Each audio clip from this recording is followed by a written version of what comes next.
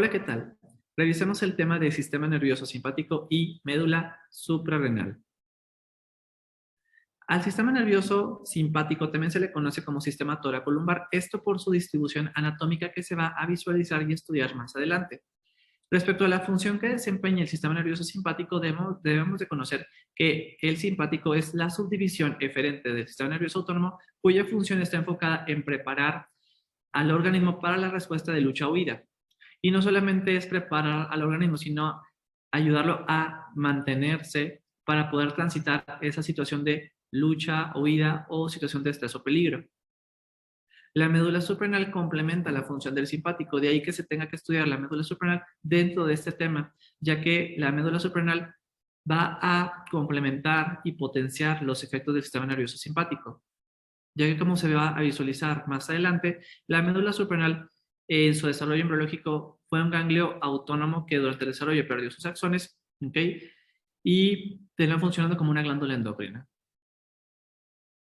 Ahora, estudiando la organización del sistema nervioso simpático, como podemos visualizar en esta imagen, las neuronas preganglionares se encuentran en la médula espinal. Son los segmentos de T1 a L2, de ahí que se le conozca al sistema nervioso simpático como sistema toracolumbar, ya que va de los segmentos torácicos a los lumbares, de T1 a L2. Aquí podemos visualizar que están las neuronas preganglionares y están en el asta lateral. Y como podemos visualizar, bueno, las neuronas preganglionares van a salir y van a dirigirse a los ganglios autónomos. Los ganglios autónomos del simpático tienen una nomenclatura y una situación especial. Está la cadena simpática, que la cadena simpática está formada por ganglios paravertebrales. Los ganglios paravertebrales son ganglios autónomos del simpático, es decir, aquí es donde se hace la sinapsis entre la neurona preganglionar y la postganglionar. Y podemos visualizar cómo es que aquí se hace la sinapsis entre la pre y la post, y posteriormente sale el axón de la postganglionar, que ya va a dirigirse a su víscera blanco. Hay otra situación especial aquí. Algunas neuronas preganglionares del simpático no hacen sinapsis con una neurona postganglionar en la cadena simpática, sino que van a dirigirse a unos ganglios autónomos que se les conoce como ganglios prevertebrales, que estos están sobre todo en lo que es la cavidad abdominal. Y estos ganglios prevertebrales van a jugar el rol de ganglio autónomo, ya que como podemos visualizar, sale la neurona preganglionar y esta se brinca la cadena simpática y se dirige al ganglio autónomo, que es el ganglio prevertebral, y aquí es donde está la neurona postganglionar, y la neurona postganglionar pues ya se va a dirigir a la víscera blanco. Otra situación que podemos visualizar en esta imagen es la médula suprarrenal, que se puede visualizar mejor en esta imagen. Como podemos visualizar, vemos, está la neurona preganglionar, su cuerpo está en el asta lateral, sale o se conecta su axón, ¿ok? Y vemos que se brinca lo que es la cadena simpática y se dirige a la médula suprarrenal. La médula suprarrenal es la que termina jugando un rol de ganglio autónomo simpático. Y las células cromafines, que son las que conforman a la médula suprarrenal, pues son las que juegan como la neurona postganglionar.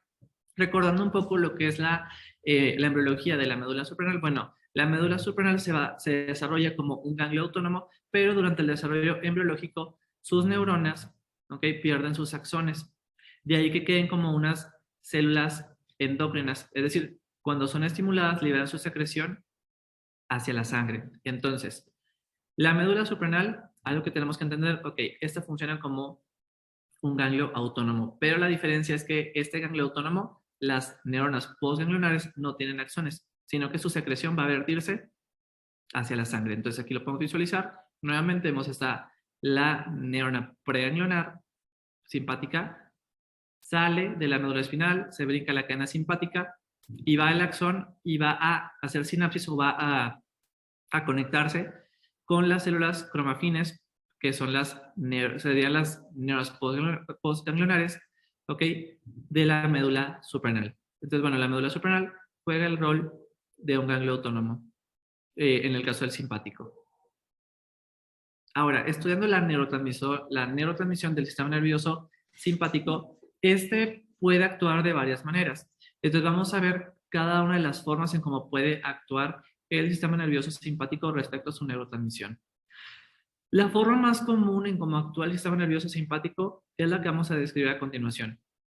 Primeramente, bueno, igual que como se describió en lo que es el sistema nervioso parasimpático, bueno, está la neurona preganglionar y la postganglionar. En este caso, bueno, aquí estuviera el ganglio autónomo.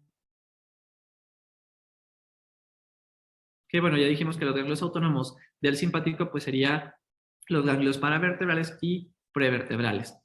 Entonces, bueno, la neurona preganglionar simpática libera acetilcolina, ¿ok? Sobre el cuerpo o las dendritas de la postganglionar, esto en el ganglio autónomo. Posteriormente, la neurona postganglionar sale su axón del ganglio autónomo y va a dirigirse a la víscera blanco. Recordemos que las neuronas postganglionares son muy importantes porque son las que al final del día ya actúan sobre la víscera y donde se va a ver el efecto, en este caso, el simpático. Entonces, la neurona postganglionar simpática libera en su terminal sobre la víscera blanco, libera norepinefrina. De ahí que se le diga a esta una transmisión adrenérgica o noradrenérgica, ya que utiliza como neurotransmisor la norepinefrina, que también se le puede conocer como noradrenalina. Entonces, recapitulando, ¿cuáles son los neurotransmisores que utiliza la pre y la postganglionar simpática? Bueno, la pre, como ya lo comentamos, la neurona preganglionar simpática libera acetilcolina en su terminal y la acetilcolina va a actuar en la neurona postganglionar. La postganglionar, una vez que es activada, va a liberar en su terminal norepinefrina.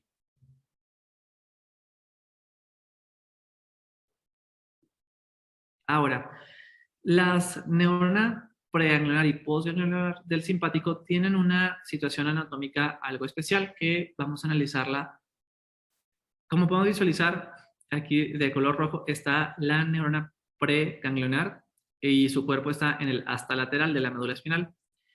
Se proyecta su axón y sale por la raíz anterior, que es la raíz motora, y vemos, ok, sale, y vemos aquí que el axón se va a dirigir hacia la cadena simpática, ok, se va a dirigir hacia la cadena simpática por algo que se le conoce el ramo, vaya, la rama blanca o el tramo blanco. Y aquí es donde ya entra a la cadena simpática. Vemos aquí de color rojito, aquí está el axón de la neurona preganglionar.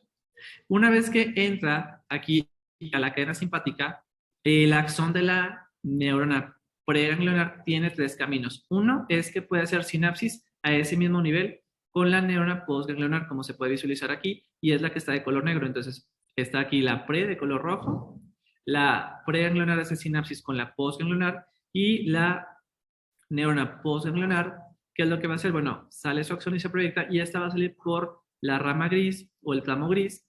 Vemos aquí sale y ya sale por el nervio espinal el axón de la postganglionar. Entonces vemos aquí que se hace como un giro, ¿ok? Entre la pre y la post. Entonces la pre entra por la rama blanca y la post, su axón sale por la rama gris, ¿ok? Entonces, bueno, ese es uno de los caminos que puede hacer el axón de la preganglionar. Entonces, hacer sinapsis con una postganglionar de ese nivel. Otra situación que puede pasar es que, bueno, el axón puede irse hacia arriba o hacia abajo y hacer sinapsis con una neurona postganglionar de la cadena simpática, pero de otro nivel. Como se puede visualizar aquí en esta imagen, bueno, el axón desciende y se hace sinapsis con una postganglionar de otro nivel. Y bueno, la postganglionar igualmente hace este tramo que no se visualiza aquí en la imagen, pero igualmente entra el axón por la rama gris y luego ya sale por el nervio espinal. Entonces, hasta aquí llevamos dos caminos que puede hacer el axón de la preganglionar. Uno es, puede hacer sinapsis con una, vaya, la preganglionar, su axón puede hacer sinapsis con una postganglionar al mismo nivel, o puede hacer sinapsis con una postganglionar de otro nivel. La última manera como pueden actuar las preganglionares es que, ok, vemos aquí, entra la preganglionar, se brinca la cadena simpática y va por un nervio, que puede ser aquí, por ejemplo, el nervio esplácnico, y va a un ganglio prevertebral, o se dice ganglio periférico, ¿ok? Que recordemos, los ganglios prevertebrales pues hacen exactamente el mismo rol de la cadena simpática, que, bueno, los ganglios de la cadena simpática se les conoce como ganglios paravertebrales. Entonces, bueno, ¿qué va a pasar? Bueno, la preganglionar sale, ¿ok? Por la rama blanca, se brinca la cadena simpática o ganglios paravertebrales y va al ganglio prevertebral, ¿ok? Que es el ganglio autónomo, que también se le puede ver como ganglio periférico. Y bueno, aquí vemos que está la rojita, bueno, es el axón de la preganglionar y aquí está el cuerpo de la postganglionar. Y la postganglionar, ¿ok? Ya sale su axón y va pues hacia la víscera blanca. Entonces, estos son los tres caminos que puede tener el axón de la neurona preganglionar. Las postganglionares, pues ya a final del día se van a dirigirse hacia su víscera blanco. Y como lo comentamos, la mayoría de las veces las postganglionares van a liberar norepinefrina. ¿Ok? Las preganglionares, que las preganglionares actúan sobre la post, pues liberan acetilcolina. Ahora, otra manera en cómo puede actuar el simpático es que actúe sobre la médula suprarrenal. En este caso, como se puede visualizar en esta imagen, ¿cómo funciona?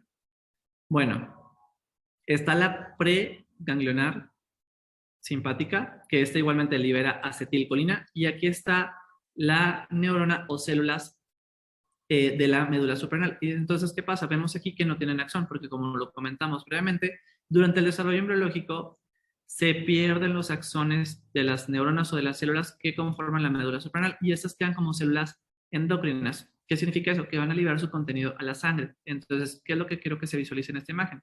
Bueno, como se puede visualizar, está la preganglionar, esta libera su axón, ¿ok? Y va a la médula suprarrenal. La médula suprarrenal es la que juega como rol de ganglio autónomo. La pre libera acetilcolina y la acetilcolina actúa sobre las células de la médula suprarrenal. ¿Y qué va a pasar? Las células de la médula suprarrenal, las células cromafines, van a liberar epinefrina, que también se le conoce como adrenalina. Y esta, a diferencia de las postganglionares simpáticas que liberan norepinefrina, bueno, esta epinefrina va a actuar de forma endocrina, no actúa de una forma nerviosa a como actúa la norepinefrina liberada por la postganglionar.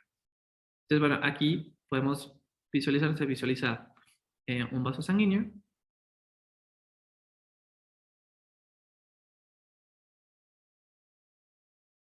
Y la epinefrina entra a la sangre y va a actuar, ya llega al órgano blanco y va a tener su efecto.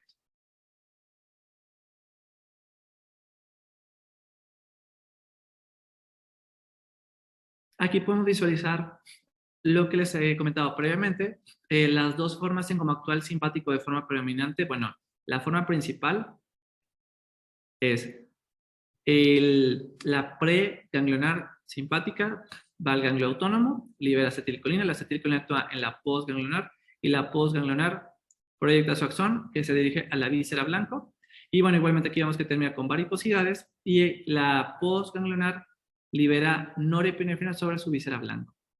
La otra forma en cómo puede actuar el simpático, bueno, está la preganglionar. La preganglionar va a la médula suprarrenal, que esta juega el rol de ganglio autónomo. La preganglionar libera acetilcolina, vemos que eso no cambia, y actúa sobre las células cromafines o células de la médula suprarrenal. Entonces la acetilcolina actúa, vaya, la acetilcolina liberada por la pre, actúa en la célula cromafin, y esto que hace, bueno, va a hacer que las células cromafines o células de la médula suprarrenal liberen adrenalina o epinefrina o norepinefrina, ¿ok? Sobre todo lo que liberan es epinefrina, ¿ok?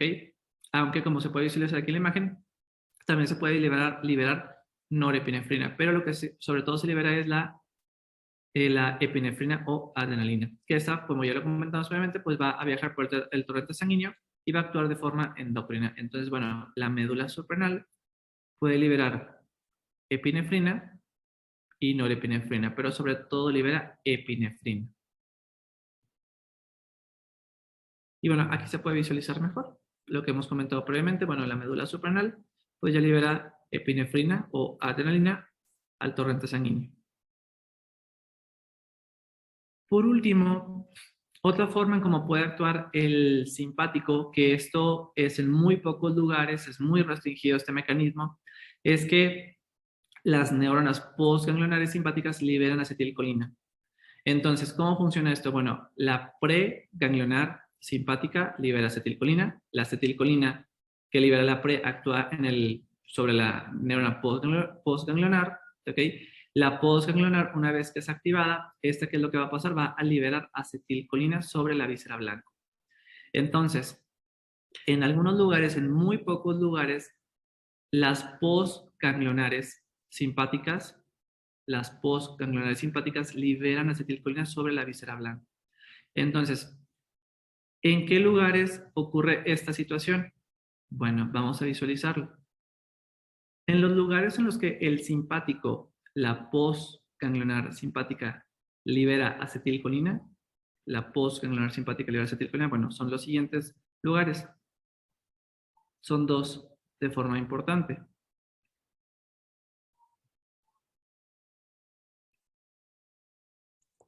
Una son las glándulas sudoríparas.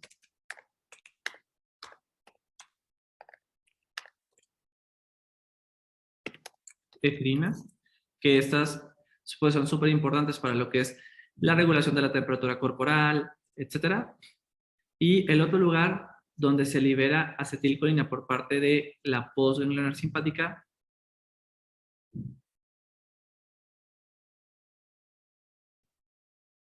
son los vasos sanguíneos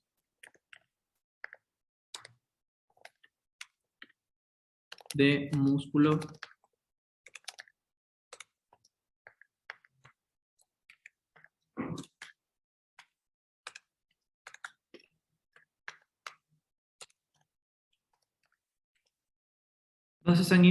esquelético, específicamente sobre el músculo liso vascular de los vasos sanguíneos de músculo esquelético. Entonces, en estos dos lugares, el simpático, la postganglionar simpática, libera acetilcolina en las glándulas sudoríparas ecrinas y en el músculo liso vascular de los vasos sanguíneos de músculo esquelético.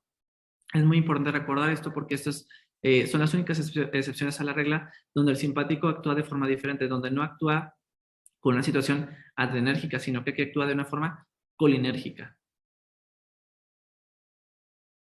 Entonces, aquí en esta imagen podemos visualizar las tres formas en cómo puede actuar el sistema nervioso simpático. De las dos formas, de las tres, dos son formas completamente nerviosas. La forma principal es que el simpático libere la postganglionar, haciendo hincapié aquí sobre todo las postganglionares, es que, bueno, la postganglionar libere norepinefrina. La otra forma nerviosa es que la postganglionar simpática libere acetilcolina, que eso, como lo comentamos, solamente ocurre en dos lugares, que son glándulas sudoríparas y vasos sanguíneos de músculo esquelético. Y la tercera forma en cómo puede actuar el simpático es de forma endocrina, haciendo que se libere epinefrina por la médula suprarrenal. Entonces, bueno, las pos es lo que hace la diferencia en el simpático. Las pre, como se puede visualizar, todas las preganglionares simpáticas, todas liberan acetilcolina. ¿Ok? Ahora, ¿sobre qué receptores actúa? Ya platicamos los neurotransmisores que utilizan, ya platicamos cada una de las neuronas. Ok, ¿cuál es el neurotransmisor que se utiliza? Perdón, ¿cuál es el receptor de neurotransmisor que se utiliza en cada una? Bueno, vamos a visualizarlo. Todas las neuronas postganglionares van a tener el receptor nicotínico. Todas las neuronas postganglionares en su cuerpo y en sus dendritas, es decir, donde está la región que se ve aquí encirculada, la señaló, todo esto aquí, ¿ok? Todas las postganglionares en su cuerpo y en sus dendritas van a tener receptor nicotínico de acetilcolina. Entonces estaría más o menos en esta región que yo lo estoy representando de color azul. ¿Ok? Entonces, la preganglionar, la preganglionar simpática, todas ya dijimos, todas las preganglionares simpáticas liberan acetilcolina, ¿ok? Y esa acetilcolina actúa sobre la postganglionar, ¿ok? ¿Qué tiene la neurona postganglionar para poder ser receptiva a la acetilcolina liberada por la preganglionar? Bueno, la postganglionar tiene receptor nicotínico nervioso de acetilcolina, ¿ok? Ahora, el receptor nicotínico nervioso, bueno, en sí primero generalidades. El receptor nicotínico es un receptor ionotrópico, es decir, es un receptor que es un canal iónico en el que su ligando natural es la acetilcolina. Una vez que se une la acetilcolina al receptor nicotínico, ese es un receptor, es un canal iónico, entonces, o receptor ionotrópico. Entonces, bueno, cuando se le une la acetilcolina, ¿qué va a pasar? Se une la acetilcolina y el canal se abre. Y cuando se abre, permite el paso de iones. En este caso, el receptor nicotínico, ¿a qué es permeable? Es permeable a sodio y potasio. El efecto neto es que entra más sodio que la salida de potasio. Entonces, como entra más sodio que la salida de potasio, el efecto que vamos a tener es una despolarización. Por lo tanto, el receptor nicotínico tiene un efecto excitador o despolarizante, ya que, como lo comentamos, pues es mayor la entrada de sodio. Hay dos tipos de receptores nicotínicos, el receptor nicotínico muscular, periférico o tipo 1, y el otro tipo es el receptor nicotínico nervioso, central o tipo 2. En este caso, el que nos importa, o el que tiene los ganglios autónomos y la médula suprarrenal, es el receptor nicotínico nervioso, central o tipo 2. En cuestión de dinámica de funcionamiento, es prácticamente igual los dos. Lo que cambia es la ubicación. El receptor nicotínico muscular, periférico tipo 1, ese está en el músculo esquelético de forma exclusiva ahí, y el receptor nicotínico nervioso central o tipo 2, ese está en lo que es sistema nervioso, tanto sistema nervioso central como lo que puede ser sistema nervioso periférico, como se puede visualizar aquí en los ganglios autónomos, que es donde hay receptor nicotínico central o nervioso tipo 2. Entonces, bueno, todas las preganglionares simpáticas liberan acetilcolina y todas las postganglionares simpáticas tienen receptor nicotínico nervioso, entonces la pre libera acetilcolina y la acetilcolina actúa sobre la post.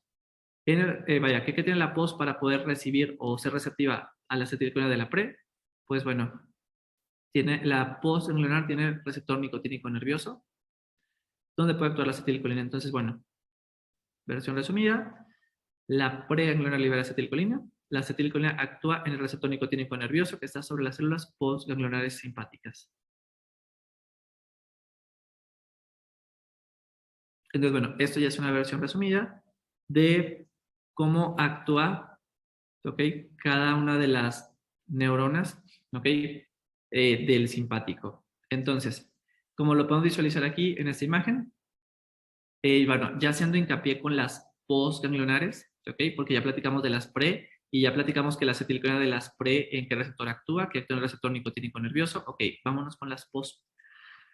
Las postganglionares, ¿ok?, ¿qué van a hacer? Bueno, recordemos que hay tres tipos de postganglionares simpáticas. Entonces, la más común es la postganglionar noradrenérgica, es decir, es la postganglionar que libera norepinefrina. La norepinefrina liberada por la postganglionar actúa en las vísceras blanco. ¿De qué manera? Bueno, la norepinefrina se une a receptores adrenérgicos. La adrenalina o epinefrina liberada por la médula suprarrenal, esta ya lo platicamos que viaja por el torrente sanguíneo, va a actuar de forma endócrina, y la epinefrina también va a actuar en los receptores adrenérgicos. Por lo tanto, como se puede visualizar aquí, el simpático va a actuar sobre los receptores adrenérgicos y puede actuar de forma nerviosa, liberando norepinefrina directamente sobre los receptores, o puede actuar de forma endócrina, ya que se libera la epinefrina por la médula suprarrenal, esta viaja por la sangre y va a actuar en los receptores adrenérgicos. Entonces, no importa de qué forma esté actuando el simpático, si es por forma nerviosa, liberando norepinefrina directamente, o de forma endócrina, haciendo que se libere epinefrina por la médula suprarrenal, y en ambas maneras va a actuar sobre los receptores adrenérgicos. Esto en la víscera blanco, es decir, esto ya es un efecto de la neurona postganglionar. La última forma en cómo puede actuar el simpático, que es la menos común, es que el simpático, su postganglionar, libere acetilcolina. Y bueno, cuando la neurona postganglionar simpática libera acetilcolina, la acetilcolina actúa en receptores muscarínicos, ¿ok? Que esto es algo muy parecido a la cuestión del parasimpático, ¿ok? Entonces, la postganglionar simpática, en este caso, libera acetilcolina y la acetilcolina actúa en receptores muscarínicos que están sobre la víscera blanco. Entonces, los receptores sobre los que va a actuar el simpático es de forma predominante, los más importantes son los receptores adrenérgicos, ¿ok?, que es donde va a actuar o se van a llevar a cabo la mayoría de los efectos del simpático, y en menor medida solamente en lo que son glándulas sudoríparas y vasos sanguíneos del músculo esquelético sobre receptores muscarínicos. Y bueno, esto es lo que ya platicamos, las tres formas en cómo puede actuar el sistema nervioso simpático. Entonces, bueno, aquí está en cuestión de resumen, la mayoría de las veces son neuronas y transmisión adrenérgica o noradrenérgica que se libera norepinefrina y en muy pocas es transmisión, vaya, neuronas y transmisión colinérgica donde se libera acetilcolina y es en muy pocas. Ya platicamos en qué lugares ocurre esto. Entonces, bueno, vamos a enfocarnos a hablar de las catecolaminas, que es la principal sustancia por la que se van a medir los efectos del simpático. Recordemos, las postganglionares simpáticas, ok, liberan directamente norepinefrina, o si lo hacemos por la cuestión de la médula suprarrenal, pues la médula suprarrenal libera epinefrina, que es una catecolamina. Entonces, bueno, ¿cuáles son las catecolaminas? Es la adrenalina, que también se le conoce como epinefrina, la noradrenalina, que también se le conoce como norepinefrina, y la dopamina, que la dopamina, aunque también puede tener un efecto como hormona, esta funciona más como un neurotransmisor, ¿ok? Y tiene un rol muy menor en lo que son los efectos del simpático. Aquí sobre todo es la cuestión de la epinefrina y norepinefrina, que como ya se marca en esta imagen, pues tienen estos sinónimos. Ahora, ¿por qué se les conoce como catecolaminas a estas tres? Bueno, se les conoce como catecolaminas porque las tres tienen el grupo catecol. ¿Cómo es la síntesis y degradación de las catecolaminas? Esto es una cuestión muy importante. Vamos a empezar por la síntesis. Las catecolaminas derivan del aminoácido tirosina. Entonces aquí vemos está la tirosina. La tirosina es el sustrato de la enzima tirosina hidroxilasa. Entonces se hidroxila la tirosina y se convierte a L-dopa o levodopa. La L-dopa es el precursor de la dopamina. La L-dopa se descarboxila por la enzima dopa descarboxilasa y se convierte en dopamina. En algunas neuronas, como se puede visualizar en la imagen, aquí se detiene la síntesis y esas neuronas liberan dopamina. ¿Okay? En este caso, que estamos hablando del simpático, bueno, las postganglionares simpáticas van más allá y tienen esta enzima que se llama dopamina beta hidroxilasa y van a hidroxilar a la dopamina y la convierten a norepinefrina o noradrenalina. Las neuronas postganglionares simpáticas aquí detienen la síntesis, ¿ok? Y se quedan en norepinefrina. Sin embargo, las células cromafines o células de la médula suprarrenal, estas tienen otra enzima, ¿ok? Y es de los pocos lugares donde se encuentra esta enzima, que es la feniletilamina N-metiltransferasa. Y esta lo que hace es que metila a la norepinefrina y la convierte a adrenalina, ¿ok? Y entonces esto ocurre prácticamente de forma exclusiva en la médula suprarrenal. Entonces, la epinefrina o adrenalina, esta funciona más como hormona que como neurotransmisor, ¿ok? Entonces recordemos, el único lugar que tiene esta enzima, la feniletilamina N-metiltransferasa, es la médula suprarrenal. En algunas literaturas se menciona que también el cerebro puede tenerlo en algunos lugares, pero de forma predominante esto es en médula suprarrenal. Ahora, yéndonos por la degradación, ¿cómo funciona esto? Bueno, las catecolaminas se degradan por la MAO, la COM o en combinación por las dos. ¿Qué significa MAO? La MAO significa, es la enzima monoaminoxidasa, la COM es catecol o metiltransferasa, y bueno, estas son las dos enzimas que degradan a las catecolaminas. Como se puede visualizar aquí en la imagen, la MAO y la COM, vaya MAO, la monoaminoxidasa, la COM, catecol o metiltransferasa, o en combinación pueden actuar también. Vaya, estas enzimas pueden degradar a las tres catecolaminas, a la dopamina, norepinefrina y a la epinefrina. La MAU está a nivel intracelular, la COM esta está a nivel extracelular y también puede estar a nivel intracelular. Y bueno, degradan a las catecolaminas. Los productos de degradación de las catecolaminas es muy importante recordarlos. De los más importantes son los que terminan, vaya, en este caso que nos enfocamos al simpático, no nos importa tanto la dopamina, aquí nos importa más la cuestión o productos de degradación de la norepinefrina y la epinefrina. Y los que tenemos que recordar es sobre todo los que terminan en tanefrina, como la normetanefrina, la metanefrina, ¿ok? Y el otro muy importante a recordar es el ácido 3-metoxi-4-hidroximandélico, que también se le conoce como ácido vanillil-mandélico, que aquí lo escribo.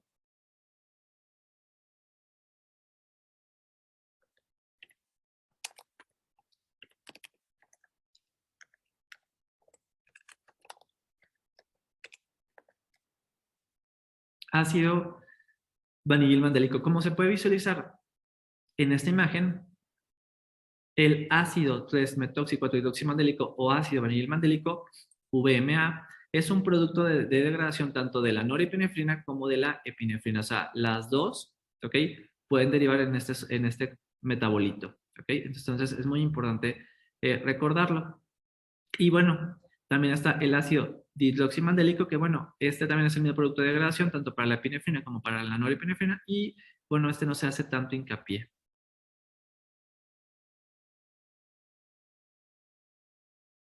Bueno, visualizando un poco más lo que ocurre, ya platicamos la síntesis, la degradación de las catecolaminas. Entonces, bueno, viendo aquí una neurona noradrenérgica, ¿qué es lo que sucede aquí? Bueno, entra la tirosina se convierte en L-dopa, la L-dopa se convierte en dopamina, la dopamina ingresa a la vesícula de neurotransmisor y aquí se convierte en norepinefrina, ¿ok?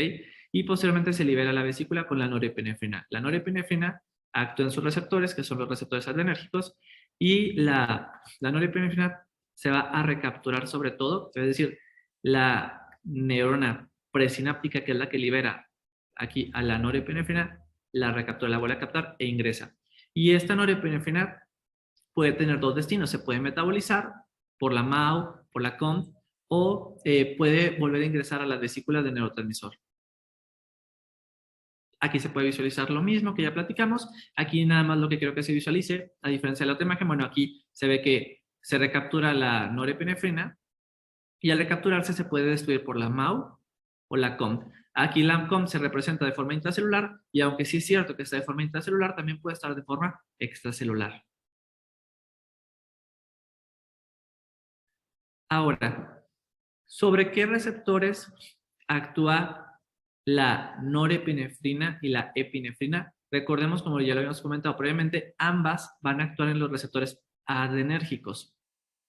Entonces, la epinefrina y norepinefrina ambas actúan en los receptores adrenérgicos. Los receptores adrenérgicos son receptores de membrana y son receptores metabotrópicos. ¿Qué significa eso? Que son receptores acoplados a proteína G, como se puede visualizar aquí en esta imagen. Están los tres tipos de receptores adrenérgicos y son receptores metabotrópicos, todos están acoplados a una proteína G. Ahora vamos a hablar un poco de cada uno de ellos, ya que es muy importante para cuestiones de su estudio.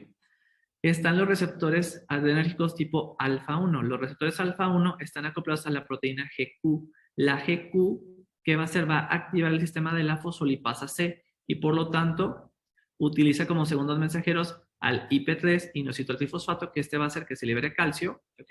Y el calcio juega el rol de segundo mensajero y el diacilglicerol, que también es el rol de segundo mensajero. Eso es por los alfa-1. El otro tipo de receptores adrenérgicos son los alfa-2. Los alfa-2 están acoplados a la proteína GI. La GI lo que hace es que va a inhibir a la adenilciclasa y por lo tanto al inhibirse la adenilciclasa va a disminuir la producción del AMP cíclico. Entonces baja el AMP cíclico. Y la baja de AMP cíclico va a tener efectos. ¿Ok? Por último, el último tipo de receptores adrenérgicos son los receptores beta. Los receptores beta, hay tres tipos o tres subtipos que son beta 1, beta 2 y beta 3. Todos los receptores beta están acoplados a la proteína GS. La proteína GS, ¿qué hace? Va a activar a la adenilciclasa y al activar la adenilciclasa, ¿qué hace? Aumenta al AMP cíclico. Y el AMP cíclico pues ya va a llevar a cabo sus efectos. ¿Ok? Entonces, bueno, aquí en esta tabla se resume lo que acabo de platicar en la imagen. Ahora, un detalle muy importante a conocer, la norepinefrina y la epinefrina, ambos pueden actuar en todos los receptores adrenérgicos, es decir, la norepinefrina puede actuar en los alfa, alfa 1, alfa 2 y en los beta, beta 1, beta 2 y beta 3. La epinefrina igualmente puede actuar en todos los receptores adrenérgicos, en los alfa, alfa 1, alfa 2, en los beta, beta 1, beta 2 y beta 3. Sin embargo, aunque pueden actuar en todos los receptores adrenérgicos, hay preferencia y es muy importante recordar esta situación. A la norepinefrina tiene preferencia por los receptores alfa. ¿Ok? Por lo tanto, aunque la norepinefrina pueda actuar en los dos alfa y beta, puede actuar en los dos, prefiere por mucho a los alfa. ¿Ok? Prefiere por mucho a los alfa. Por su parte, la epinefrina, esta igualmente puede actuar en los beta y en los alfa, puede actuar en los dos, pero la epinefrina tiene preferencia o selecciona a los beta por mucho. Entonces, la epinefrina, aunque pueda actuar en los dos, prefiere actuar en los beta. Entonces, eso es algo muy importante a recordar, ya que se pudiera pensar que la norepinefrina y la epinefrina tienen exactamente los mismos efectos. Y aunque sí pueden tener los mismos efectos, como tienen diferente predilección o preferencia por los receptores, sus efectos varían. ¿Ok? Aunque tienen potencia para hacer exactamente lo mismo. Ahora, platicando un poco más o concretando un poco más la idea de la médula suprarrenal, bueno, la médula suprarrenal, ¿qué hormonas libera? Bueno, libera epinefrina o adrenalina, que de hecho es el único lugar que produce a este compuesto, y también puede liberar norepinefrina o que también se le conoce como noradrenalina en menor medida. Entonces, vaya, aquí ya está subrayado la epinefrina, ya que el principal compuesto que libera fisiológicamente la médula suprarrenal es la epinefrina.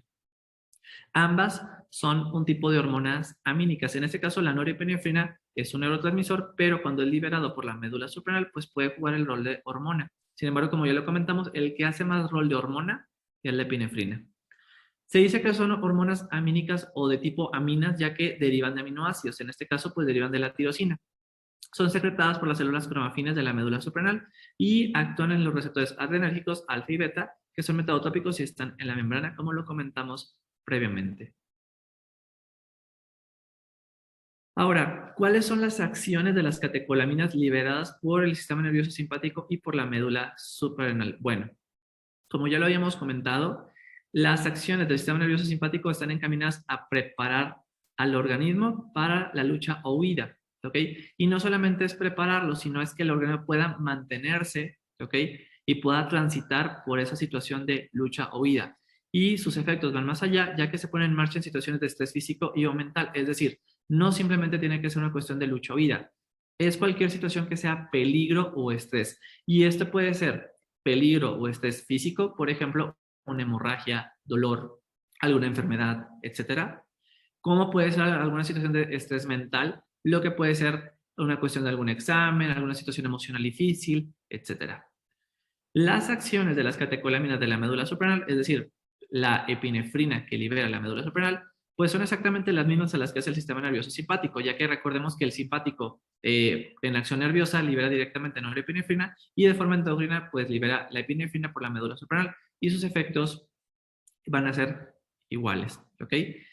Ya sabemos que obviamente cuando digo que son iguales es que tienen en potencia para ser iguales, aunque ya sabemos que como hay predilección por los receptores alfa o beta, pues eso va a hacer que difiera un poco las acciones, que lo vamos a profundizar más adelante.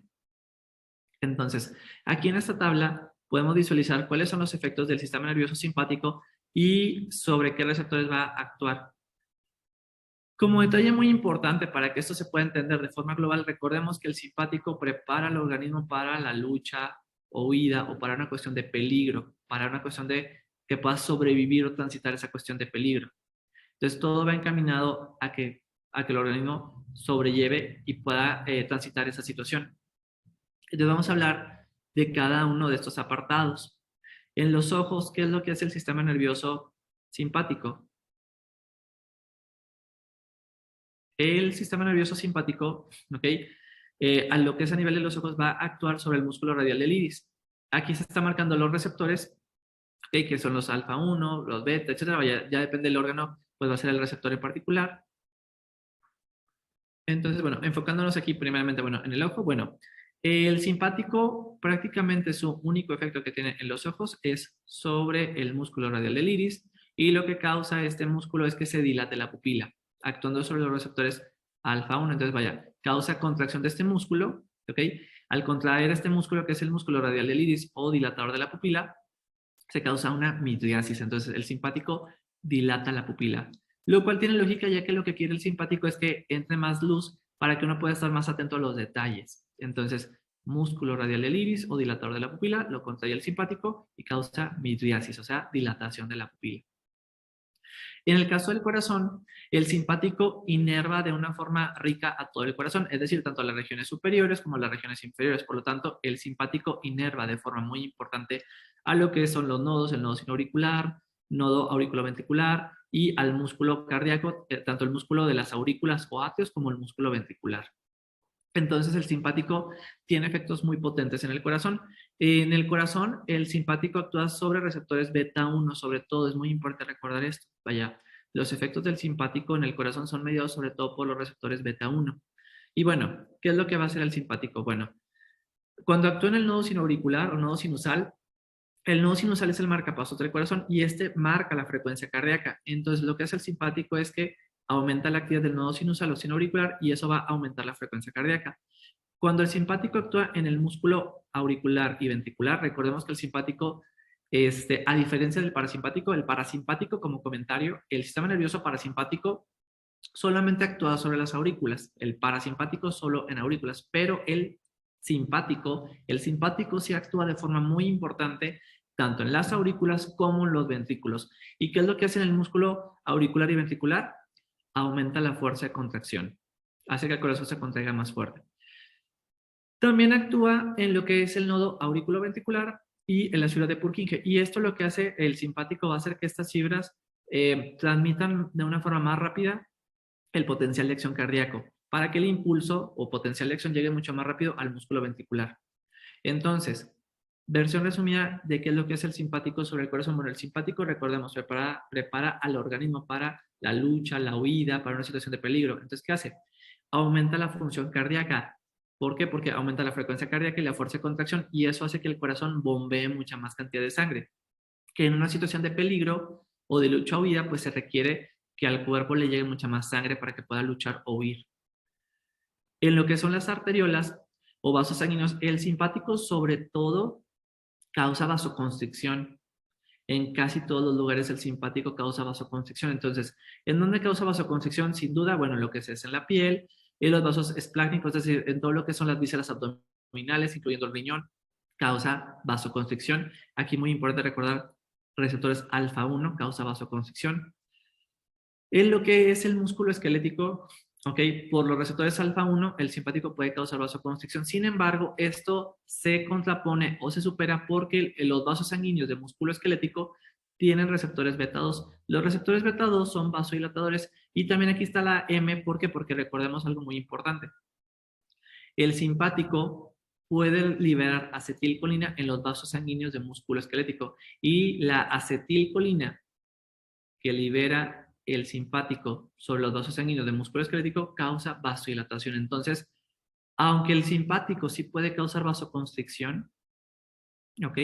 Por los receptores alfa 1 en el músculo esquelético, digamos lo que esto se contrapone o se supera por los receptores beta 2 y muscrínicos del simpático que hace que haya una vasodilatación. Ahora, esto tiene lógica, ya que el simpático, ¿qué es lo que quiere? Recordemos que estamos en una situación de lucha-huida. Entonces, ¿qué va a pasar?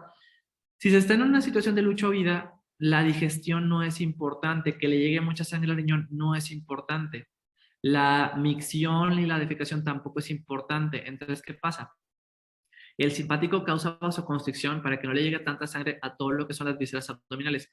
Pero ¿hacia dónde va a desviar la sangre? Va a desviar la sangre a la musculatura esquelética. ¿Para qué? Para que puedas luchar o huir. Por eso el simpático causa vasodilatación. Por los receptores beta 2, que ahí actúa sobre todo la epinefrina, y la acetilcolina que libera pues, el simpático directamente por sus neuronas postganglionares colinérgicas. En las venas causa vasoconstricción, que aquí el término más correcto es venoconstricción, que esto es algo muy importante porque, bueno, al comprimir las venas, eso va a favorecer que le llegue más sangre al corazón. En lo que es el músculo lisobronquial, causa broncodilatación, lo cual tiene mucha lógica, ya que si estamos en una situación de lucha o vida, se requiere que entre mucho más aire o una mayor cantidad de aire para mejorar la oxigenación. Entonces, causa broncodilatación. El simpático, en la cuestión de el estómago y los intestinos y en prácticamente toda la función gastrointestinal, ¿qué es lo que hace el simpático? Pues recordemos, en la cuestión de lucha o vida, no es relevante la digestión.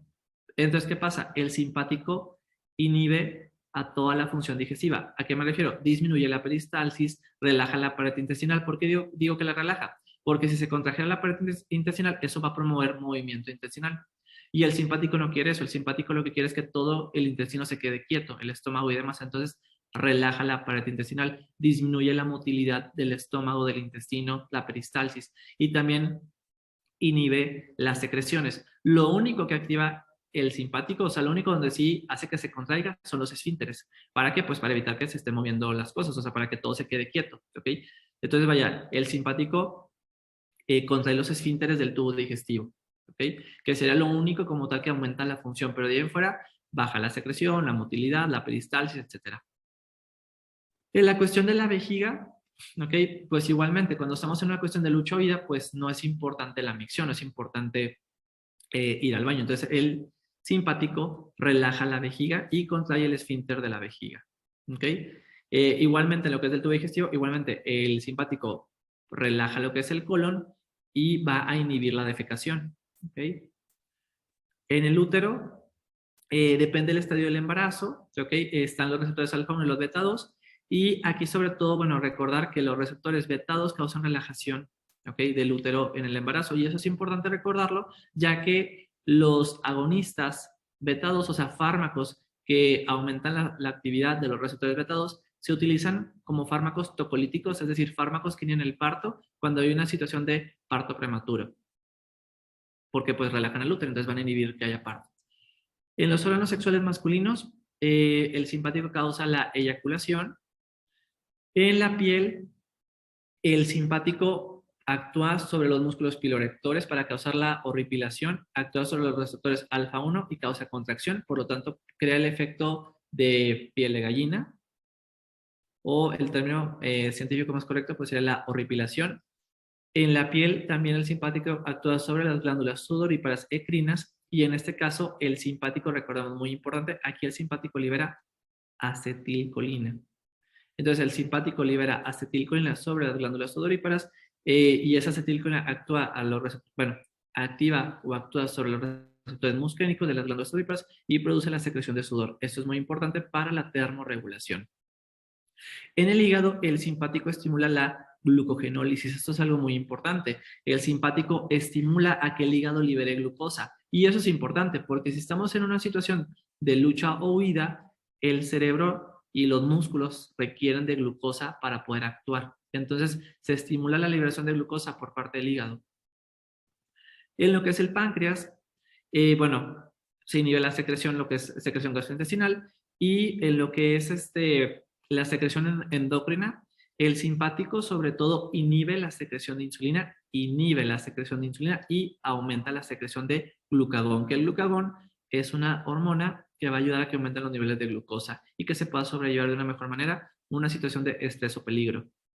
En las glándulas salivales, el simpático aumenta la secreción, pero hay que tener mucho cuidado con eso, ya que el simpático sí aumenta la secreción salival, pero la saliva simpática o la saliva secretada por el simpático es una saliva con muy poca agua, es una saliva muy viscosa, con muchas mucinas, entonces es una saliva bueno, muy viscosa y hace sentir la sensación de una boca seca, ya que es una saliva muy poco abundante, que casi no lubrica, muy pegajosa, con muchas mucinas, etc. Las glándulas lagrimales no tienen efectos importantes. Y en el tejido adiposo, sobre los receptores beta 3, muy importante porque es de los pocos lugares donde hay receptores beta 3, cuando el simpático, ya sea de forma endocrina por epinefrina o de forma nerviosa por la norepinefrina, vaya, ¿qué va a causar el tejido adiposo? Causa lipólisis. Ahora, para complementar los efectos, vamos a visualizar ahora esta tabla. Sobre las glándulas, ¿qué es lo que hace el simpático? Pues bueno, causa vasoconstricción y disminuye la secreción, hace que haya una secreción muy pobre y eso aplica pues para lo que es las glándulas de la nariz, lagrimales, las salivales, gástricas, pancreáticas, etc. Ya platicamos que prácticamente en las lagrimales no tiene efecto.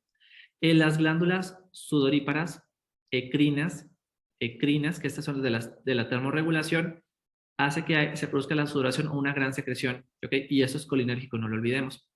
Sobre las glándulas apócrinas, ¿ok? Glándulas sudoríparas apócrinas, esto también estimula su secreción y esto sí es una secreción, o bueno, su estimulación es completamente noradrenérgica, ¿ok? Entonces, bueno, produce su secreción. Más adelante vamos a hablar un poquito más de estas dos glándulas. Sobre lo que es el riñón, el simpático disminuye la producción de orina, causa vasoconstricción de los vasos del riñón y estimula la secreción de renina. Entonces, el simpático disminuye, podemos decir, disminuye la función del riñón, ya que hace que produzca menos orina, ¿ok? Disminuye el gasto urinario y estimula la secreción de renina. El simpático inerva de forma muy importante los vasos sanguíneos, a diferencia del parasimpático. El parasimpático prácticamente no inerva los vasos sanguíneos, solamente inerva algunos. Bueno, el simpático es otra historia. El simpático es el amo y señor del sistema cardiovascular. El simpático inerva a prácticamente todos los vasos sanguíneos, excepto los capilares, pero inerva a las arterias, arteriolas, a las venas, etcétera, y de prácticamente todo el cuerpo. ¿Cuál es el efecto general del simpático sobre los vasos sanguíneos? Causa vasoconstricción y en las venas causa venoconstricción. ¿Ok? ¿En qué lugares puede causar vasodilatación el simpático? Bueno, eso sobre todo es en los vasos sanguíneos de músculo esquelético por los receptores beta 2, que ya lo habíamos comentado, y también porque ahí el simpático libera acetilcolina y actúa en receptores muscarínicos y eso causa vasodilatación. De ahí en fuera prácticamente es un efecto vasoconstrictor. Entonces es muy importante recordar en los lugares donde el simpático causa vasodilatación, pues son los vasos sanguíneos de músculo esquelético por la estimulación colinérgica, ¿ok? Y sobre los receptores beta 2. En la sangre, bueno, pues puede promover la hemostasia, la coagulación, ya que puede estimular la liberación de factores de coagulación, aumenta la glucosa, esto ya lo habíamos platicado. ¿Por qué aumenta la glucosa? Porque el simpático estimula la liberación de glucosa por parte del hígado y aumenta los lípidos, sobre todo lo que son los ácidos grasos libres, porque causa lipólisis. El simpático, ¿ok? Aumenta el metabolismo basal y lo puede aumentar incluso un 100%. Y eso es un detalle muy importante, porque ¿cómo le hace el simpático para lograr esto? Esto lo puede hacer en algunos lugares porque el simpático actúa directamente liberando norepinefrina, pero en muchos otros lugares lo hace por su efecto endocrino porque hace que se libere epinefrina y la epinefrina va a actuar en todo el cuerpo aunque no haya nervios simpáticos porque la epinefrina está llegando por la sangre. Entonces aumenta el metabolismo de forma importante, estimula la secreción de la médula suprarrenal, que eso ya lo comentamos, aumenta la actividad mental y el estado de alerta, causa la piloerección. En los músculos esqueléticos, bueno, en el músculo esquelético estimula la glucogenólisis, pero bueno, no para que el músculo libere glucosa. Recuerden que el músculo no libera glucosa, el músculo esquelético, sino es para que el músculo utilice su glucosa, para que el músculo pueda utilizar sus nutrientes y aumenta la fuerza muscular. El simpático también en el músculo esquelético puede promover la aparición de temblor y es un detalle importante. Recuerda, entonces vaya, aumenta la fuerza, la puede aumentar de una forma muy importante, también puede promover la aparición de temblor y glucogenólisis, ¿ok? Para que el músculo utilice sus nutrientes. Y como ya lo hemos platicado, en lo que es la grasa o el tejido adiposo, causa lipólisis. Por último comentario, bueno, aumenta los niveles de lactato en plasma. Y el aumento del estado de alerta ya lo comentamos con la actividad mental. Y todos esos efectos, como lo hemos comentado, ¿a qué van encaminados? Todo esto va encaminado a que el cuerpo pueda sobrellevar una situación de estrés o peligro o preparar al cuerpo para una situación de lucha o prepararlo para la situación de estrés o peligro. Ya sea una cuestión física, ¿ok? Hemorragia, dolor, una enfermedad o una cuestión mental, alguna situación emocional difícil, un examen, etcétera, ¿ok? Ahora, bueno, aunque ya lo comentamos, nada más haciendo un poquito más de las especificaciones, bueno, están las glándulas sudoríparas ecrinas, que son las que se visualizan aquí, que estas son las que liberan un sudor, que este sudor tiene una función termorreguladora, ya que este sudor se evapora, ¿ok? Y con ello se transfiere calor.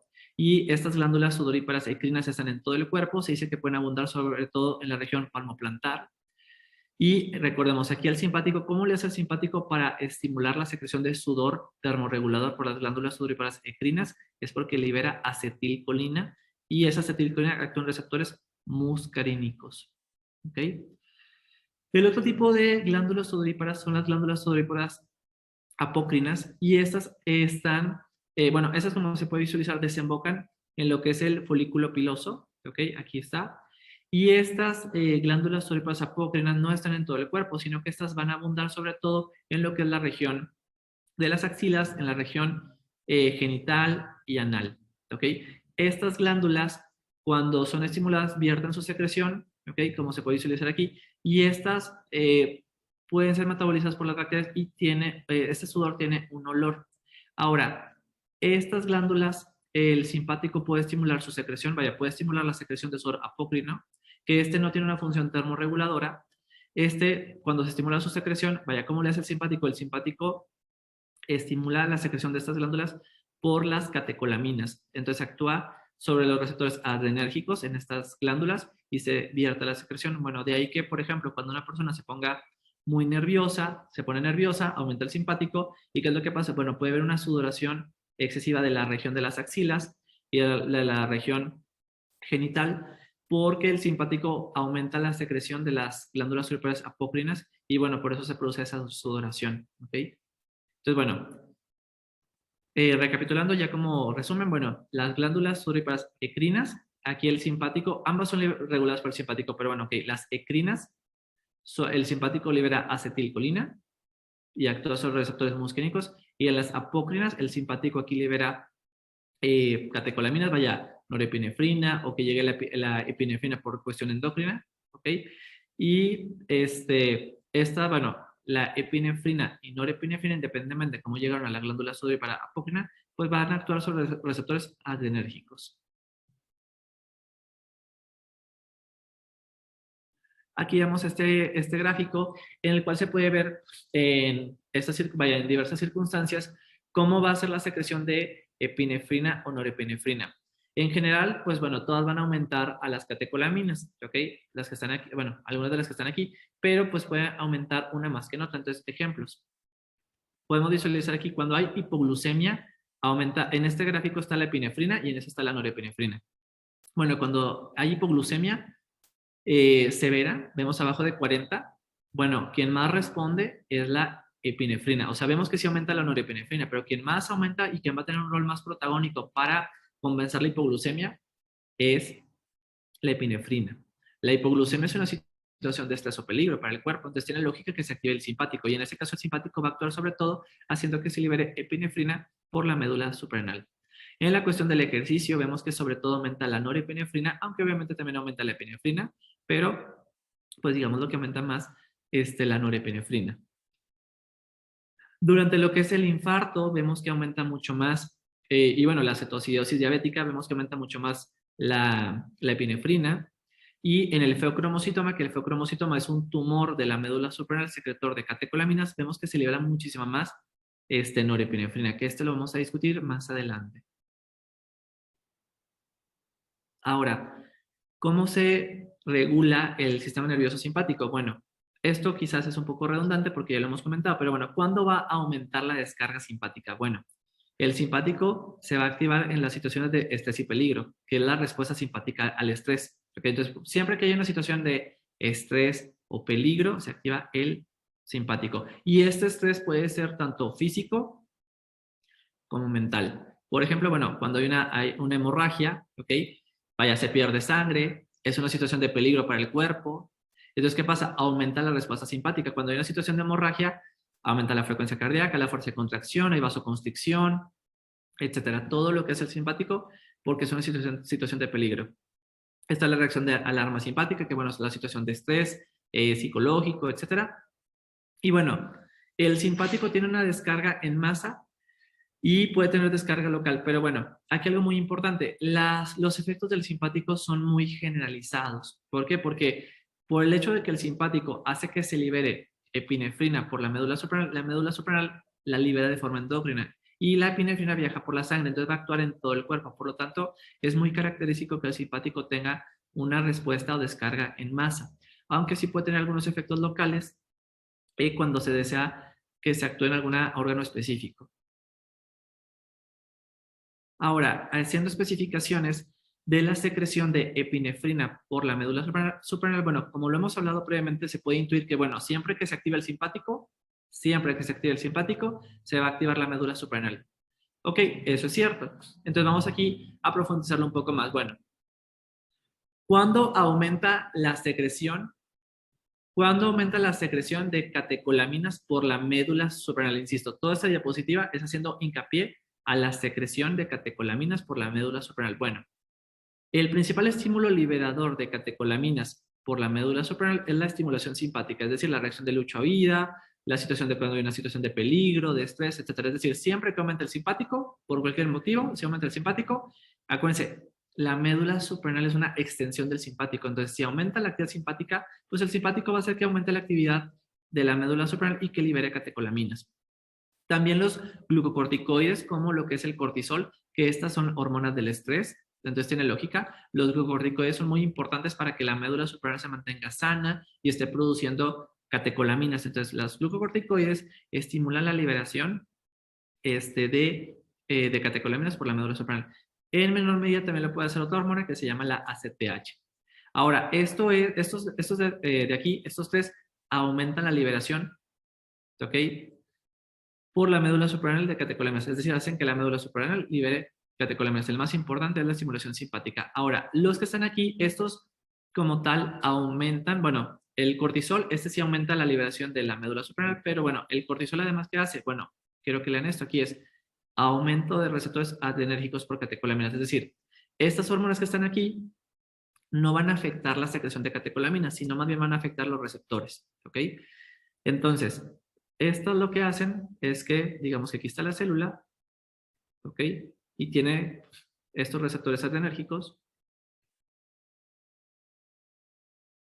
¿Qué hace el cortisol? Bueno, ¿qué hace el cortisol y las hormonas tiroideas? Vaya, esto lo hacen por separado, ¿ok? Yo aquí lo estoy poniendo de forma en conjunto porque pues los dos los estoy mencionando a la vez, pero esto lo pueden hacer por separado. ¿Qué hace el cortisol y las hormonas tiroideas? Van a aumentar los receptores adrenérgicos, ¿ok? Van a aumentar los receptores adrenérgicos y por lo tanto, como aumentan los receptores adrenérgicos, pues van a hacer que se tengan efectos simpáticos más potentes. Además, en el caso del cortisol, pues el cortisol sí aumenta la secreción de catecolaminas. Entonces el cortisol aumenta mucho los efectos del simpático porque aumenta el número de receptores, pero también aumenta la secreción de catecolaminas por la médula suprarrenal. Ahora, pasamos a ver las sustancias y fármacos que pueden interactuar con el sistema nervioso simpático. Y aquí detalles muy importantes. Bueno, si termina hablando de los primeros, ok, si termina en mimético o empieza con agonista o pro, es que promueve los efectos o los simula. Entonces, en este caso, los simpático-miméticos, agonistas adrenérgicos o proadrenérgicos, ¿qué significa? Son fármacos o sustancias que van a aumentar o promover los efectos del simpático. Por otra parte, si termina en lítico, empieza con antagonista o empieza con anti, es que se opone o que disminuye o que destruye los efectos de. Entonces, los fármacos o sustancias simpaticolíticas o antagonistas adrenérgicos o antiadrenérgicos, todos esos que hacen, se oponen a los efectos del simpático y los van a disminuir o bloquear. Ahora, antes de platicar de cada uno de los fármacos, bueno, conocer, existe un síndrome que se le conoce como síndrome adrenérgico o toxíndrome simpático-mimético. Este síndrome, ¿cuándo puede ocurrir? Bueno, este síndrome va a ocurrir cuando una persona se intoxica con fármacos o sustancias que son simpático-miméticos o agonistas adrenérgicos, es decir, promueven los efectos del simpático. Entonces, cuando una persona se intoxica con alguna sustancia simpático-mimética, como la cocaína, entre otras, ¿okay? Que también puede haber fármacos, ¿qué va a pasar? Pues va a tener síntomas de una descarga simpática exagerada. Entonces, ¿qué vamos a ver? Bueno, aquí por ejemplo viene una persona que se ha intoxicado con cocaína, con anfetaminas, etcétera. Bueno, va a tener a desarrollar un síndrome adrenérgico o toxíndrome simpático-mimético. ¿Y qué vamos a tener como hallazgos? Pues todo lo que platicamos en la tabla anterior de los efectos simpáticos, pues lo va a tener esta persona. Va a tener midriasis, diaforesis, ¿ok? Aumenta la temperatura porque pues aumenta el metabolismo, hipertensión, aumenta la presión arterial, aumenta la frecuencia cardíaca, taquicardia, taquipnea, etc. Ahora, un detalle muy importante que no mencioné, que aquí me regreso nada más para mencionarlo. El simpático, como ya lo comentamos, el simpático, ¿cómo actúa en las glándulas sudoríparas endocrinas? Es porque actúa liberando acetilcolina. Sin embargo, el simpático también puede actuar liberando norepinefrina, ¿ok? Sobre las glándulas sudoríparas endocrinas, pero ese sudor se le llama sudor simpático, y es un sudor que no tiene una función termorreguladora, ¿ok? Entonces, esto sucede, por ejemplo, igual cuando una persona se pone muy nerviosa, le aumenta el simpático y le sudan mucho la palma de las manos, la planta de los pies, ¿ok? Y eso es porque se liberó norepinefrina y, bueno, la norepinefrina actúa en la glándula sudorípara endocrina y también, pues, el simpático hace que se libere epinefrina y la epinefrina puede actuar de forma endógena y hace que se libere sudor en esas regiones. Entonces, bueno, nada más aquí concretar. Las glándulas sudoríparas endocrinas, sobre todo, son reguladas por el simpático colinérgico, es decir, el simpático libera acetilcolina y tiene una función termorreguladora. Sin embargo, o en una situación de estrés, de peligro, de nerviosismo, ansiedad, etcétera, pues el simpático puede hacer que se libere sudor por las glándulas supraendocrinas, pero por estimulación noradrenérgica o adrenérgica, ¿ok? Y es un sudor que le dicen el sudor, sudor simpático, sudor adrenérgico, y es el sudor de nervios, por ejemplo, cuando suda mucho la palma de las manos, la planta de los pies, etcétera. Las glándulas sudoríparas apócrinas, estas sí solamente se van a, pues bueno, aumentan su secreción simpática por secreción de catecolaminas. ¿Ok? Entonces, bueno, nada más aquí quería concretar esta idea. Las glándulas sudoríparas endocrinas, ¿ok? Estas pueden liberar sudor, sobre todo por la estimulación simpática colinérgica y en menor medida y en situaciones especiales por estimulación simpática adrenérgica, ¿ok? Que es lo que ya platicamos cuando se siente peligro, estrés y demás. Entonces, ya que se concretó ese punto, regreso acá para el toxíndrome. Ok, bueno, por eso este toxíndrome, aunque aquí aumenta la función simpática de las catecolaminas, por eso hay diaforesis, ok, porque es un aumento muy marcado, ok, de las catecolaminas y además como aumenta la temperatura, pues eso también promueve la producción de sudor. Este toxíndrome, ¿cuándo lo vamos a ver? Pues bueno, con sustancias tóxicos y fármacos que aumentan mucho la función simpática como la cocaína, anfetaminas, etc. Entonces, bueno, aquí vemos estos fármacos, vaya, algunos fármacos simpático-miméticos que también se les puede decir agonistas, agonistas adrenérgicos o proadrenérgicos. Y bueno, estos se clasifican en dos tipos, directos o indirectos. Los directos son aquellos que actúan directamente en los receptores adrenérgicos, como se puede visualizar aquí. Aquí está un receptor adrenérgico, ¿ok? Y vemos que actúa directamente aquí. Entonces, ¿cuáles son ejemplos de fármacos o sustancias que son simpático-miméticos directos? Bueno, la norepinefrina, la epinefrina, obviamente, pues estos biológicamente actúan así. La fenilefrina, el salbutamol o albuterol, que cabe destacar, la fenilefrina es un agonista alfa 1, es decir, esta solamente actúa en los receptores alfa 1, y el salbutamol y albuterol, estos son agonistas beta 2, ¿ok? Y actúan en el receptor y lo activan, ¿ok? Entonces, bueno, por ejemplo, una persona que se le esté aplicando en el hospital norepinefrina o epinefrina o alguien que se ponga muchas inyecciones de epinefrina, pues puede desarrollar un síndrome simpático-mimético, un síndrome simpático-mimético, síndrome adrenérgico.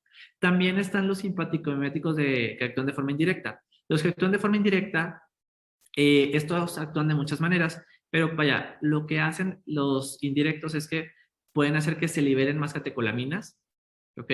O pueden evitar la recaptura de las catecolaminas. Entonces, por ejemplo, el metilfenidato, la cocaína, esto lo que hacen es que aumentan los efectos del simpático, ¿pero por qué? Porque cuando la norepinefrina se quiere recapturar, estos bloquean su recaptura. Entonces, la norepinefrina se queda actuando, ¿ok? Entonces, potencian los efectos del simpático, ¿ok? Pero es un efecto indirecto, porque el metilfenidato y la cocaína, no están actuando en el receptor como tal, es decir, no activan el receptor, sino que ¿qué es lo que hacen? Estos aumentan las catecolaminas en la hendidura sináptica y eso potencia los efectos del simpático. Las anfetaminas estimulan la liberación de las catecolaminas, es decir, las anfetaminas hacen que se libere más neurotransmisor.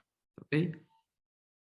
Entonces, bueno, igualmente, una persona que se intoxica con cocaína, anfetaminas y demás, aunque son indirectos, potencian los efectos del simpático y se puede desarrollar un síndrome adrenérgico o toxíndrome simpático mimético. Ahora, algunos fármacos simpaticolíticos, vaya, simpaticolíticos, ¿qué significa? Que se oponen a los efectos del simpático. los destruyen, los inhiben, etc. Igualmente, estos pueden ser, los simpaticolíticos pueden ser directos, como el prazosin, propranolol, metoprolol, etc. Estos son antagonistas de los receptores beta. Este es antagonista de los receptores alfa. ¿Ok? Y bueno, los antagonistas directos, ¿qué es lo que hace? Se llaman directos porque lo que hacen es que van a bloquear directamente a los receptores. ¿Ok? Bloquean directamente a los receptores. Entonces, por eso son simpaticolíticos directos. Entonces, vaya, todos estos bloquean los efectos del simpático.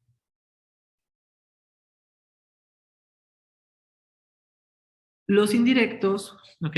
Lo que hacen los simpaticolíticos indirectos, como la clonidina, la alfa-metildopa, estos lo que hacen es que van a disminuir la liberación del neurotransmisor. Entonces, vaya, bajan los efectos del simpático, pero no porque bloqueen los receptores, sino porque hacen que disminuya la liberación del neurotransmisor. Hay otros fármacos, como se puede visualizar aquí, que pueden tener otros mecanismos de acción, pero aquí con que recordemos, bueno, algunos indirectos como la clonidina, la alfa-metildopa, pues lo que hacen es que inhiben la liberación de la norepinefrina y con eso pues van a disminuir los efectos del simpático.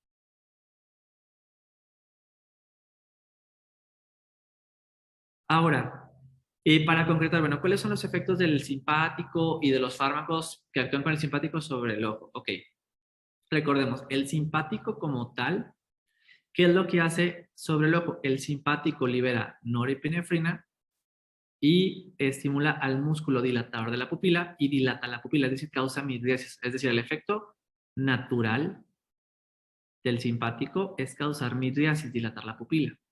Entonces, si se le coloca a un paciente gotitas oftálmicas de un fármaco agonista adrenérgico o simpático mimético, ¿qué va a pasar? Pues vamos a tener un efecto de midriasis, ya que estamos promoviendo el efecto del simpático.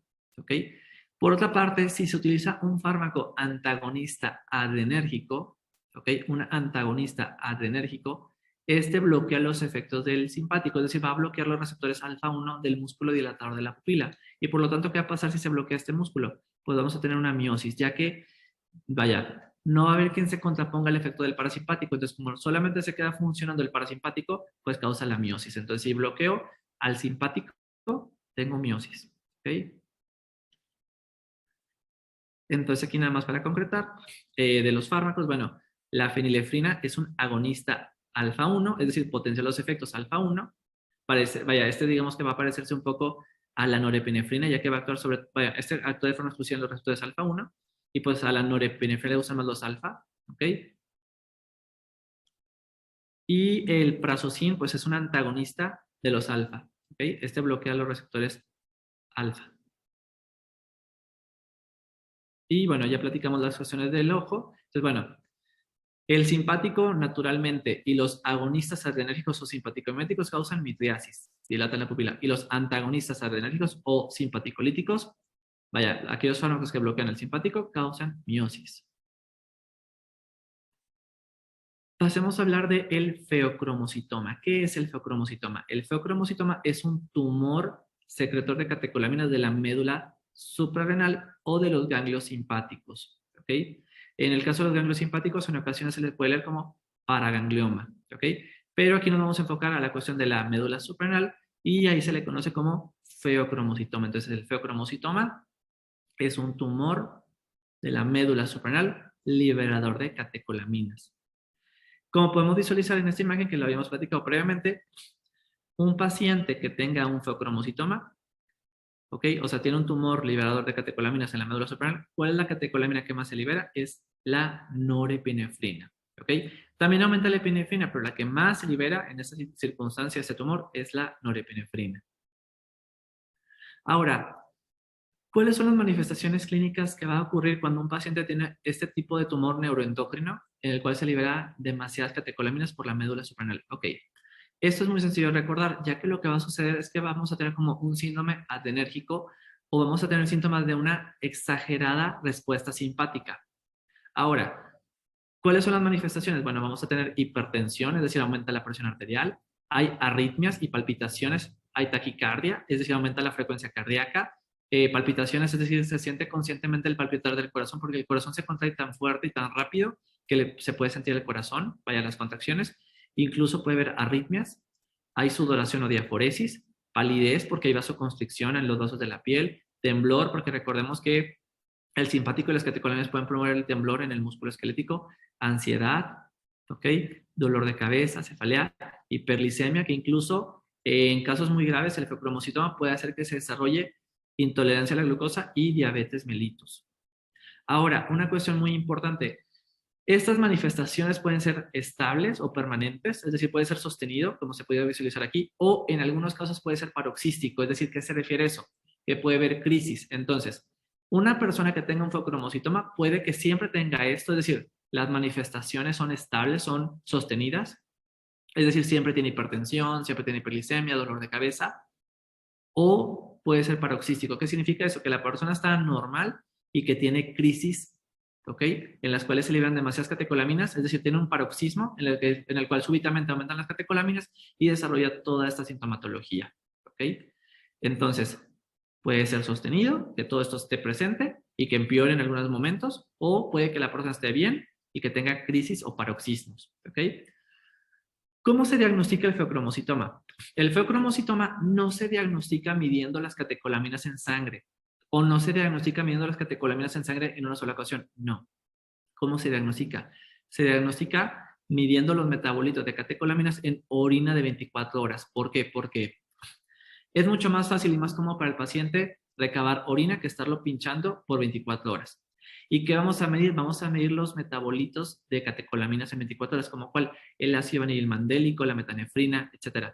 Ahora, ¿por qué tiene que ser en 24 horas? Porque como ya comentamos, el feocromocitoma puede que sea sostenido o puede que sea por crisis. Entonces, una sola toma de sangre o de orina no nos sirve. ¿Por qué? Porque si la persona tiene un feocromocitoma que es paroxístico, puede que se tome la muestra de sangre cuando la persona estaba normal. Y entonces, ¿cómo te va a salirte el examen? Pues te va a salirte sin aumento de catecolaminas. Entonces, si se hace por 24 horas, ahí ya podemos asegurarnos que nos va a salir en algún momento aumentado, o sea, que nos va a salir los metabolitos aumentados. ¿Ok? El tratamiento ideal es la cirugía, es decir, es extirpar el tumor.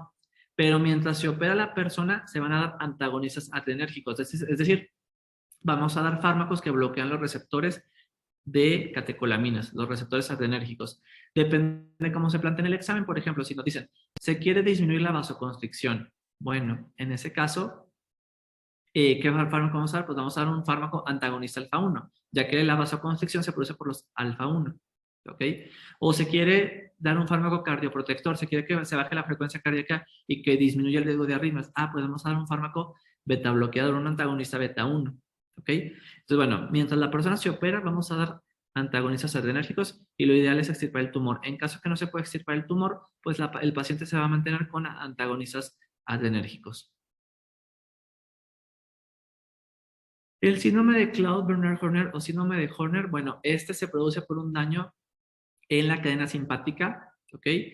¿Y qué es lo que va a ocurrir? Bueno, esto ocurre sobre todo en lo que es un daño en la cadena simpática cervical, ¿ok? Que es la que va a dar la inervación simpática a las cuestiones de la cara. ¿Y qué va a pasar? Pues bueno, vamos a tener la región de la cara, ¿ok? Con una falla o una falta de descarga simpática. Ahora, este es ipsilateral, es decir, si se afectó la cadena simpática derecha, pues los síntomas van a ser del lado derecho, ¿ok? Entonces, bueno, ¿qué vamos a tener? Vamos a tener, la cara puede verse muchísimo más roja. ¿Por qué? Porque hay vasodilatación. Recordemos que el simpático es vasoconstrictor en los vasos sanguíneos de la piel. Entonces, la cara puede, vaya, la mitad de la cara que está del lado afectado, pues puede verse mucho más rojiza por la vasodilatación. Puede haber enoftalmia, es decir, el ojo se hunde, y tosis palpebral. La tosis palpebral ocurre porque hay un músculo que se llama el músculo de Müller, que el músculo de Müller eleva el párpado. Y cuando se afecta el simpático, pues ese músculo deja de funcionar y hay una tosis palpebral. Hay miosis. ¿Por qué hay miosis? Porque el parasimpático se queda actuando. Entonces, vaya, está la pupila pequeña. Y hay anidrosis, es decir, la cara, la mitad de la cara afectada no tiene sudoración. Eso significa anidrosis. ¿Por qué? Porque recordemos que el simpático es el que produce la sudoración, ¿ok? La sudoración termorreguladora, ¿ok?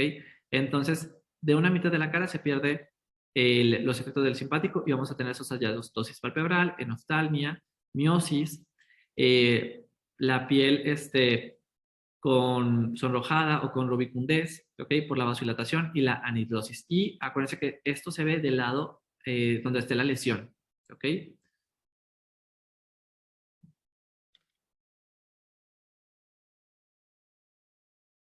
Ahora, solamente ya para concretar, vaya, ¿cuáles son las diferencias entre la epinefrina y la norepinefrina? Ok, ya platicamos que hay preferencias. A la epinefrina le gustan más los beta, a la epinefrina le gustan más los beta y a la norepinefrina le gustan más los alfa. Entonces, los efectos de estas dos catecolaminas van a diferir según el receptor que tenga cada víscera. Entonces, por ejemplo, ¿quién tiene efectos cardíacos más potentes? Pues bueno, la epinefrina tiene efectos cardíacos más potentes. ¿Por qué? Porque el corazón tiene receptores beta y a la epinefrina le gustan más los beta.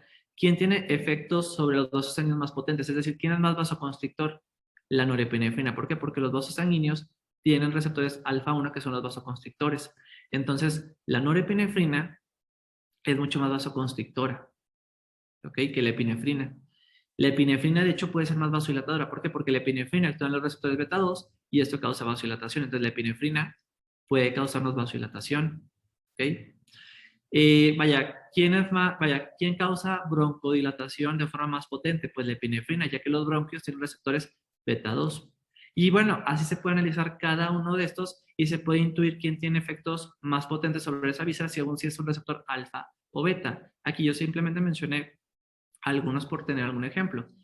Entonces, bueno, concretando lo de los vasos sanguíneos, ¿quién aumenta más la resistencia vascular y es mucho más vasoconstrictor? Pues la norepinefrina.